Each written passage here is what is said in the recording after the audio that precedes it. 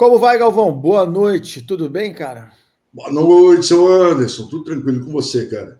Tudo certo. Pessoal, para quem não nos conhece, eu sou o Anderson, da Tempo Real Eventos. Esse é o Galvão, também da Tempo Real Eventos. A gente promove juntos três eventos. A PHP Conference, vocês estão vendo aqui, ó, nas costas do Galvão. A PHP Conference, estou falando de trás para frente, que é em dezembro. A Confloss, que vai ser em agosto.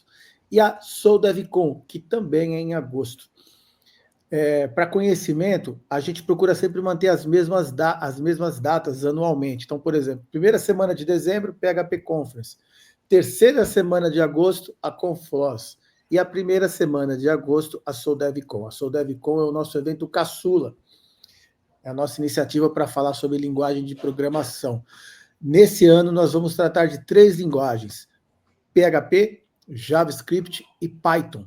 É um evento que vai de 4 a 9 de agosto, ou seja, são seis dias de evento, é isso, né, Gabão? Isso. 6 dias de evento, são 33 palestras, 11 para cada linguagem e 6 cursos, um para cada linguagem. Entra aqui no nosso descritivo que você vai ver o link para o evento. Lá você consegue todas as informações do evento.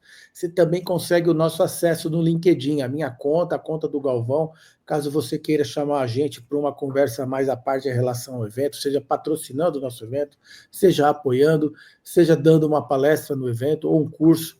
Lembrando que, para isso, você pode até entrar lá na nossa Call for Papers. Está válida até agora, sexta-feira, dia 5, né? Dia 5, isso. Sexta-feira, até o dia 5, a gente está recebendo propostas de palestras e propostas Dia 4. de cursos. Dia 4. Então, se você manja de PHP, de JavaScript ou de Python, entra lá, manda a sua proposta de conteúdo, a gente confere a sinergia da sua proposta com todo o evento. Conforme eu disse, são 33 palestras, 6 cursos. Então, se a gente contar um palestrante por cada atividade, são mais de 40 atividades, né? Mais de 40 palestrantes. E na SouDevCon, aliás, na Confloss, na veia de hoje, nós vamos falar especificamente sobre a SouDevCon, principalmente sobre um assunto, que é Python. Nós convidamos aqui um dos palestrantes, que já está confirmado para o evento. Ele vai ministrar um curso e vai ministrar também uma palestra. Aqui no descritivo do nosso vídeo, você também vai entender qual que é o curso que ele vai ministrar. É um curso de 6 horas. E qual que é a palestra que ele vai apresentar. A gente só vai deixar o título, porque hoje a gente não vai falar da palestra e do curso específico. Nós vamos falar sobre a linguagem Python, da simplicidade ao poder. O nosso convidado é o Guilherme Carvalho, ele já está aqui com a gente. Eu vou chamá-lo aqui, colocar ele aqui na sala com a gente. Boa noite, Guilherme. Estava ouvindo aqui eu falar de você, do evento? Boa noite, pessoal. Estava escutando aqui, hein? Já fiz uma pequena apresentação aí. O Guilherme é parceiro de longa data. Na Tempo Real Eventos, ele já fez curso de Python presencial, online. Teve uma época que a gente tinha uma escola de treinamento só online, que era Code Squad. Ele também estava lá ministrando o curso de Python. E está aqui cedendo aqui um pouco da agenda dele para a nossa causa aqui. Como vai, Guilherme? Boa noite, obrigado pela sua participação. O Galvão tem umas perguntas, eu também, eu estou aqui só ouvindo, mas vou soltar umas perguntas para você. Boa, excelente. Boa noite, pessoal. Boa noite aí para todo mundo que está acompanhando a gente também. Vamos lá, que eu puder ajudar. Fala, Guilherme, tranquilo, cara? Cara, queria... Opa! Tá aí o resumo aí do nosso convidado. Então, Guilherme, para a gente começar, cara, vamos começar do começo, né? Então, o que para que o Python é mais usado e qual seria, assim, um exemplo de um uso simples de Python? Legal. Bom, eu gostaria de falar um pouquinho assim, do contexto histórico do Python. Quando ele nasceu, ele era muito utilizado para a linguagem de script, né? Como uma linguagem de script, então vem ali do tempo do Perl e tal. Então, falando bem antigamente, era para fazer script de rede. Foi passando o tempo, né? Script lógico continua, a área de infraestrutura ela sofreu uma migração. Hoje a gente não chama mais a área de infra puramente como o cara da infraestrutura, e sim é o time de DevOps. Então, assim, Python tem uma aplicação bem legal em DevOps, mas eu acho que hoje, principalmente, em IA, né? Então, a gente está vendo o boom das IAs, e isso mudou coisa de um ano atrás. Se você tivesse feito essa pergunta para mim há um ano atrás, eu ia falar assim, desenvolvimento web tradicional. Então, fazendo e-commerce, RP, CRM, toda essa sopa de letrinhas, e utilizando diversos frameworks, como Django, Flask, Fast API, mas hoje o Python tem, assim, com certeza, uma aplicação muito forte no mercado de IA. Certo. Quando nós chegamos a fazer um episódio onde a gente conversou um pouco sobre Python, e eu não sou um cara de Python, né? Infelizmente. É uma linguagem que eu tenho bastante curiosidade até de realmente aprender, dar uma brincada. Mas teve uma coisa que eu mencionei, que eu espero que eu não tenha falado bobagem, mas que o Python ele é muito usado na comunidade científica, né? Tá certo isso? Tá certo. O Python, ele tem uma fama de ser simples. Eu não sei se todo mundo sabe, mas contando um pouquinho de história, eu gosto de falar um pouquinho, né, de contar a historinha. O Guido, um dos irmãos dele, né, eu não lembro exatamente quantos irmãos o Guido, para quem não sabe, o Guido é o criador da linguagem, um holandês. Dos irmãos dele é arquiteto. Então, assim, ele tem essa raiz de fazer ele tinha uma preocupação em deixar a linguagem bonita. Então, assim, das linguagens que o Python é filho, vamos dizer assim, né, que ele nasceu diretamente, ele veio de um projeto chamado ABC. O Vitor, ele pegou aquele projeto, basicamente, olhou e falou assim, poxa, o que dá para a gente melhorar? Mas não só em questão de desempenho, performance, bibliotecas inclusas, mas sim na estética da linguagem. Então, uma coisa que eu escuto geralmente, ou quando eu estou ministrando algum curso, ou trocando uma ideia com outro programador, que já tem uma certa experiência na linguagem, é uma coisa que é comum entre uma pessoa que não tem experiência e viu pela primeira vez linguagem de programação e um programador que já é de outra tecnologia, por exemplo, Java, PHP, C Sharp, eles falam sempre a mesma coisa. Nossa, o Python é gostoso de ler. Então, por essa simplicidade que o Python tem na hora de você bate o olho, consegue enxergar claramente o que o programa faz, ele tem aderência em várias áreas, e uma delas é a comunidade acadêmica, né, a área científica. Então, é até por isso, né, que você vê hoje grandes frameworks de inteligência artificial escritos em Python. Então, você fala, nossa, mas como que o Python tem tanta biblioteca em inteligência artificial? A gente tem que lembrar que o boom das IAs, ele aconteceu muito recentemente. Mas a IA, né, a IA generativa, que a gente está vendo hoje lá com a GPT, já existe há muito tempo. Só que isso não estava tão disseminado no mercado ainda. Então, tinha muito pesquisador fazendo ali os seus trabalhos, evoluindo as coisas, e geralmente é escolhida a linguagem Python. Né? O MIT, por exemplo, né, o curso de ciência da computação do MIT, é a linguagem base, não sei se mudou, posso estar falando besteira também, mas até a última vez que eu vi a introdução era com Python também, justamente por essa simplicidade. Então, assim, o Python ele carrega essa fama, né? É fácil de aprender. Só que o que é legal da linguagem é que ela não perde poder em relação a isso. Então, em algumas tecnologias, quando a gente fala, por exemplo, de Java, eu também trabalhei um bom tempo com Java, quando você vai programar o Java para a web, ele é diferente do Java para desktop, são distribuições diferentes. Então, assim, não necessariamente o que você aprende da biblioteca para o desktop, ele vai funcionar para a web. E isso acaba sendo um caminho a mais para você percorrer como programador na hora que você tem que usar essa tecnologia. O Python já não funciona bem assim. Quando você aprende o core da linguagem Python e você vai migrar para fazer um desenvolvimento web ou IA, você vai perceber que o seu programa ele consegue ser reaproveitado, né? O seu conhecimento, melhor dizendo, ele consegue ser reaproveitado entre as áreas. E aí você só precisa aprender o framework. Você fala assim, mas isso não funciona para o Java também? Acredita, não funciona. Porque quando você vai precisar consumir, por exemplo, abrir um arquivo e escrever nesse arquivo, para você consumir ele vindo de um upload web, é totalmente diferente quando você vai pegar do file system do desktop, por exemplo. Também, né, guardando aqui, pessoal, né, tem um javeiro aí assistindo que vai falar, não, é tudo igual, né, porque eu programava, eu parei lá no Java 8, então eu vou deixar essa licença poética aqui. Mas isso tem outras linguagens também, mas pelo menos do que eu conheci, né, das linguagens que eu programei, o Python é que me deixou mais próximo disso ali no primeiro momento. Então, você aprende um Python, e aí na hora que eu fui programar outras coisas, eu falei, nossa, dá para aproveitar bastante o meu conhecimento, né? Eu não preciso aprender tudo de novo, ou 50% a mais ali para sair codando. Mas, assim, cara, é muito forte o Python na academia. Quando a gente fala de Brasil, USP usa muito Python, UFSCar, né, que é do lado aqui. Eu até esqueci de falar, né, sou de Araraquara, para quem está acompanhando, não sei se tem alguém do interior também.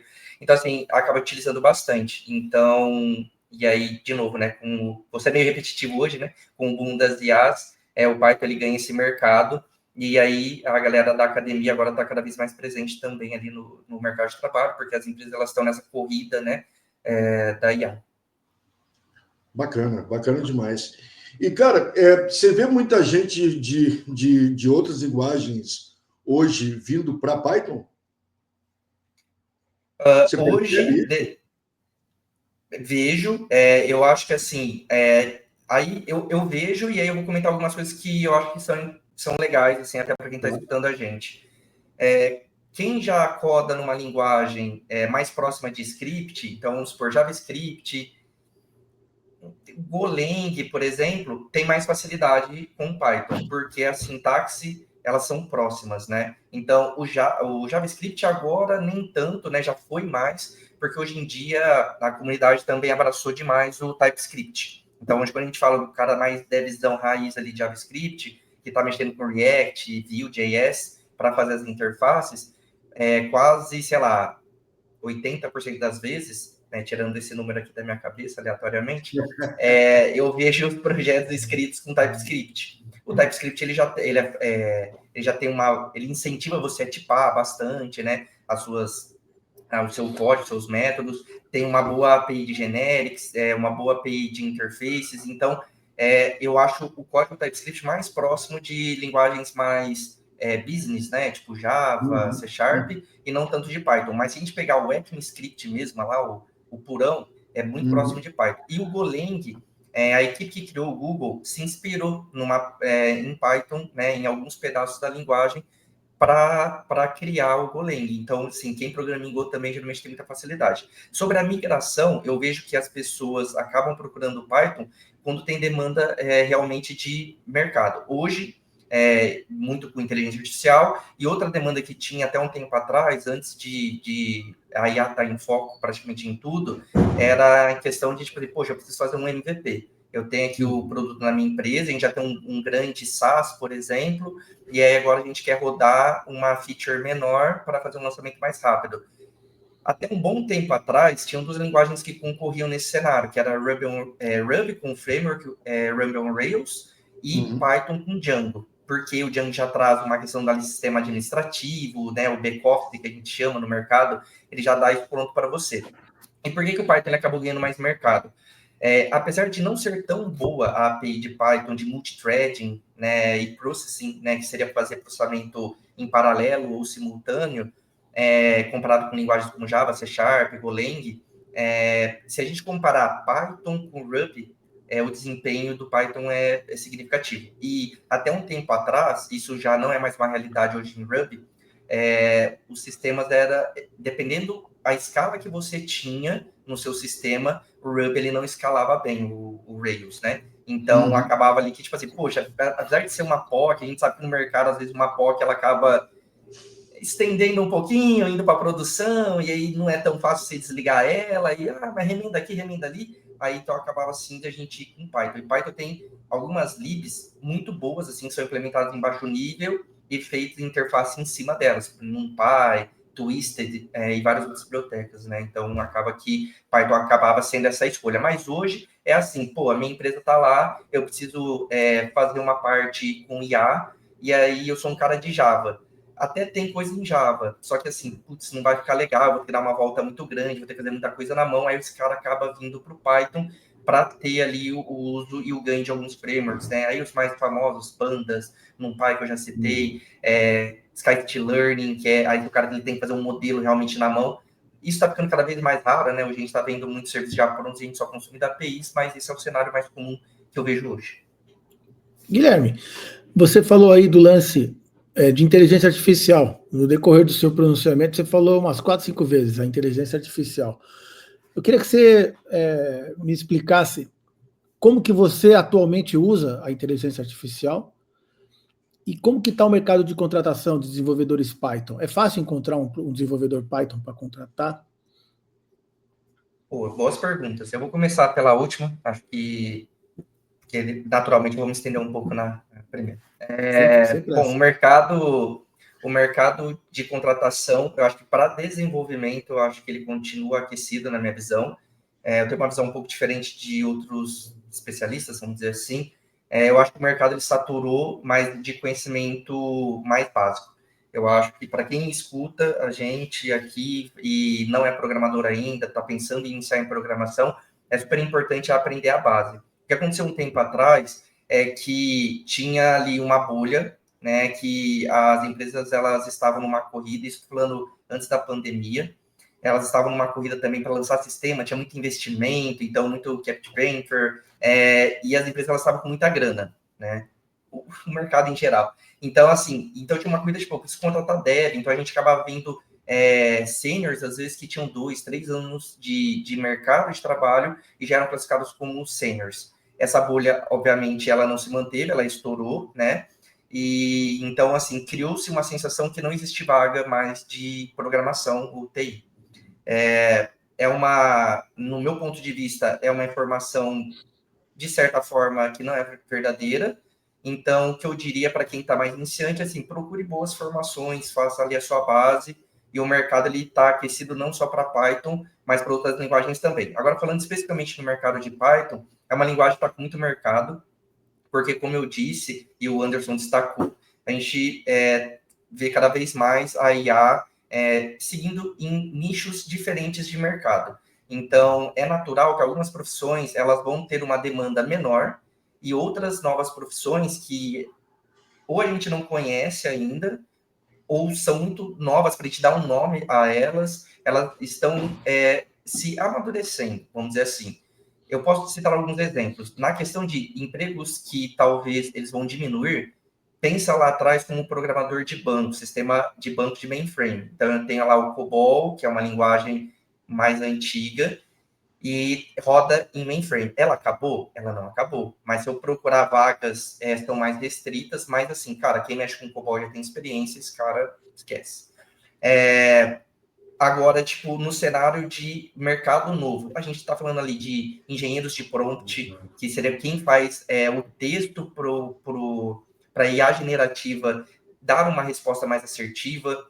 Eu estou falando ali também do cara que vai ao engenheiro de dados, que é o cara que vai pegar todo o dado do seu banco de dados da empresa, estruturar ele de uma forma melhor e para que as IAs elas consigam se aproveitar disso, e não só IA também. Eu quero fazer um relatório em cima usando uma ferramenta de BI. Então, essa profissão que eu citei, por exemplo, engenheiro de dados, já existia, só que ela não tinha muitas vagas, não existiam. Hoje, a gente já está vendo um boom dessas vagas. Enquanto engenheiro de prompt é uma profissão super nova. Tem empresas maiores que já dá para alocar um cara desse, mas empresas menores, essa área ela vai ser sobrecarregada. Então, de repente, eu vou ter um cara lá que é um programador back-end, que está mexendo com inteligência artificial, e aí ele vai ter que se especializar um pouquinho em engenharia de prompt. Então, percebe que a gente tem muito disso. E aí, puxando para o Python, como eu disse, é a linguagem hoje que mais tem suporte e os melhores frameworks para trabalhar com inteligência artificial. Por mais que hoje nós já tenhamos várias APIs, né, de serviços para serem consumidas, existem algumas empresas que elas têm diferencial de negócio. Então, imagina assim, estou criando aqui uma empresa para fazer a leitura de radiologias, e aí a gente vai atuar numa parte específica na análise dessas radiologias. Então, assim, eu não posso expor esse modelo, então eu não poderia usar algo, por mais que numa empresa privada, eu não quero estar vulnerável a isso. Então, eu vou fazer o meu modelo dentro de casa, porque isso vai ser um diferencial competitivo. Mas você fala assim, tá, mas como assim? Faz sentido isso? De repente faz, porque se eu uso uma API externa, o que impede de um concorrente meu só conectar nessa mesma API externa e oferecer o mesmo serviço? Então, o diferencial competitivo seria um modelo que eu estou criando do zero. Cara, com 100% de certeza, se você fosse fazer esse modelo, provavelmente você faria em Python hoje. Então, hoje a gente vê muitas vagas em Python, mas não só para IA. Fica tranquilo aí. Eu gosto de Python, mas não gosto de IA. Então, tem muito desenvolvimento web, tem muito DevOps, né, que eu comecei falando lá atrás. Cara, DevOps tem muito. Tem duas linguagens hoje que dominam o DevOps, que é Golang e Python. Sim, com certeza. Então, assim, tem muitas vagas. O mercado de Python está bem atrativo. Aí uma dica que eu dou para a galera também, né? Que vale para todas as linguagens. Vou estudar uma tecnologia, quero saber se essa tecnologia está quente. Vai lá no LinkedIn, ele tem aquele menuzinho de vagas, coloca lá a tecnologia que você está angariando aí, né? Para estudar ou buscar as vagas e ver o número. Se vocês colocarem isso na data de hoje, vocês vão ver que Python e JavaScript são disparados das outras linguagens, mas disparado, assim. Isso Brasil, tá? Se colocar Estados Unidos, então esquece. Então, assim, tranquilo. E aí, como que eu estou trabalhando hoje, né? Eu sou um desenvolvedor, vocês viram aí na minha apresentação, com muito foco em back-end, IA é uma coisa mais recente, mas eu sou consultor Python e eu recebi um convite, né, de uma empresa que eu já tinha trabalhado um tempo atrás, para desenvolver modelos internos também. Não posso falar muito aqui, né, porque eles estão fazendo um software interno que tem umas questões de sigilos, mas o que eu posso falar é que é um software que ele é no-code. Então, a ideia é que as empresas elas contratem esse serviço e coisas mais simples a gente consiga fazer sem codificação. Por que eu digo sem codificação? Porque a ideia, né, desse produto é ele ser vendido para empresas que fazem software também. Então, de repente, eu tenho uma software house, que a gente dá essa nomenclatura para empresas que fazem sistemas para outras empresas. Às vezes, fazer um formulário de cadastro ou uma coisa mais bestinha, eu vou estar onerando programadores, né, para fazer coisas mais complexas, e o ticket médio não compensa. Então, de repente, você conectar uma ferramenta de no-code funciona muito bem ali. E também existe o cenário para grandes empresas, onde eu não quero contratar uma consultoria para fazer um sistema. Então, a gente já tem esse produto, e a parte que eu estou atuando é colocar inteligência nesse produto. Então, o usuário chegar ali, conversar com a nossa inteligência, e ela dar direcionamentos e criar um sistema de forma autônoma, sem intervenção nem de uma área de negócios da nossa equipe, e também numa área de negócio do possível cliente que tem essa área lá. Então, o cliente ele vai lá, escreve o que ele está querendo, e a gente cria o sistema personalizado para ele. E aí, nisso, eu estou mexendo bastante com a parte generativa de IA. Então, para quem não está muito por dentro do termo IA, né, quando a gente fala de IA generativa, o que a gente está falando? Quem já usou o chat GPT sabe que você consegue conversar com ele e ele gera uma resposta. Então, quando a gente fala de conteúdo gerado por inteligência artificial, esse é o nome que se dá. IA Gen, né, se vocês forem pesquisar no termo gringo, mas no Brasil, IA generativa. Então, assim, tem alguns modelos, eu utilizo modelos proprietários e também a gente tem um modelinho interno para coisas menores. Também mexo bastante com modelos de classificação e recomendação, porque dentro dessa plataforma a gente acaba recomendando para ele alguns produtos internos, e aí a gente, com característica e análise, com base em informações que são fornecidas durante o cadastro e o uso da nossa ferramenta, a gente consegue direcionar ele para outros produtos. No meu dia a dia, acabo utilizando bastante linguagem Python, praticamente para tudo, né, gente? Então, assim, porque, como eu disse, são os principais frameworks. E Eu ia perguntar se dá para fazer tudo em Python, né? Dá para fazer tudo em Python? Dá para fazer tudo em Python. O que não dá para fazer em Python, não porque a linguagem não dá suporte, mas que não fica bom, né? Sendo bem realista com vocês. O que não fica legal em Python? Front-end. Não fica legal. O que eu tenho que usar? Cara, hoje tem que usar JavaScript. E qualquer pessoa que falar que não vai usar JavaScript é porque provavelmente ela é muito fã da tecnologia que ele usa. Porque o JavaScript, você que é empresário e está me escutando, mas eu tenho um programador lá que falou que eu posso escrever com Python e dá certo. Vai dar certo. Só que para você contratar a gente depois para a manutenção desse treco aí, você está enrolado. Então, assim, não cai nessa. O JavaScript hoje ele domina o mercado front-end, que é essa divisão da escrita da tela, né, domina de lavada, tem excelentes ferramentas em questão de performance, em questão de custo, porque quando a gente fala de hospedagem, a gente também tem que pensar em tamanho das coisas que vão ficar no lado do servidor, como que isso vai ser servido, como que isso vai ter uma técnica de caching, né, que seria a gente poupar requisições para o servidor e devolver antes. Lógico que isso tem muita coisa de infraestrutura que eu estou falando aqui, mas ferramentas prontas, que vai dar agilidade para o seu time e que vai te facilitar na hora da contratação, é JavaScript. E aí o cara tá falando assim, pô, o Gui só pensa no empresário, pensando em você como desenvolvedor. Cara, aprenda JavaScript, por quê? você vai ser mais atrativo para o mercado, né? As empresas, quando elas buscam desenvolvedores front-end ou full stack, que a gente fala que é o cara que faz as duas pontas, elas vão buscar o cara que sabe fazer a interface em JavaScript por esses outros motivos que eu já citei. E aí, outra coisa que não fica boa em Python, naturalmente, hoje é quando a gente está falando de um sistema, cara, que é nativamente, você precisa ter thread, né? O Python ele tem uma iniciativa para remover um lock global do interpretador, que a gente chama de GIL, que é o GIL. Quem é mais de Python já deu arrepio na espinha agora. Esse cara, ele tem um mecanismo para evitar race condition em acesso a regiões de memória, e o Python resolve com esse cara que é um lock global. Como ele é um lock global, obviamente, já fica claro que você vai perder algum desempenho. Porque se alguém está fazendo alguma coisa ali agora, eu não posso colocar outro processo para fazer. Existe uma lib que melhorou muito no Python, né? Ela vem ganhando cada vez mais atualizações e os frameworks mais famosos utilizam ela na veia, assim, que é o Async.io. O Async.io, ele é uma lib para você que utiliza Event Loop. Então, a gente consegue trabalhar com uma única thread, igual o Node ficou muito famoso fazendo isso. E aí você consegue ter essa simultaneidade das coisas acontecendo utilizando esse cara. Inclusive, um dos nomes ali que apareceu ali na minha descrição, né, da minha build, é o Fast API, que hoje é o framework mais forte em Python, né? Ele ultrapassou Django já. Framework mais forte aí para a gente construir aplicações. E dá para você escrever aplicações sem o Async.io nele, né? Fazendo de forma 100% síncrona, mas o legal dele mesmo é você atuar de forma síncrona. Então, assim, o que eu diria hoje para a galera? Vou fazer front, faz JavaScript, não usa Python. A minha aplicação, ela precisa de um alto nível de concorrência. Performance, assim, o milissegundo conta. Faz em Golang. Por que Golang não é Rust? Primeiro porque eu não sei Rust, então eu não posso opinar muito. Então, mas por que eu vou falar de Go? Por que eu vou falar de Go? Eu acho... Não, essa justificativa é perfeita. Já matou. Mas o Go é show também, pessoal. E aí quem é de Python vai se dar bem lá, porque é bem parecido. Cara, a gente está chegando no final. Galvão, tem alguma outra pergunta?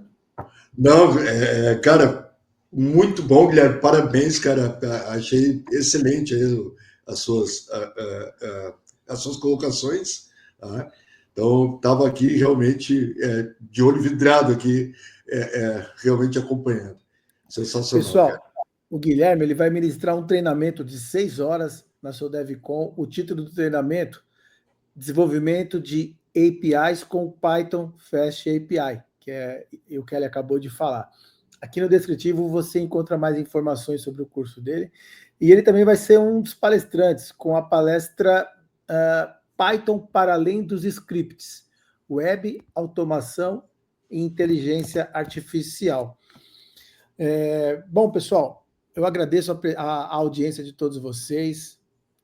Guilherme, muito obrigado mais uma vez pela sua participação. Fica atento aí, todo mundo que tá aqui com a gente. Em breve nós vamos liberar aqui as inscrições do evento, a pré-inscrição, né, Galvão? Que a gente chama de Blind Bird. E é isso. Obrigado, gente. Valeu, pessoal. Valeu, Guilherme. Um abraço, boa noite. Valeu. Um abraço, boa noite.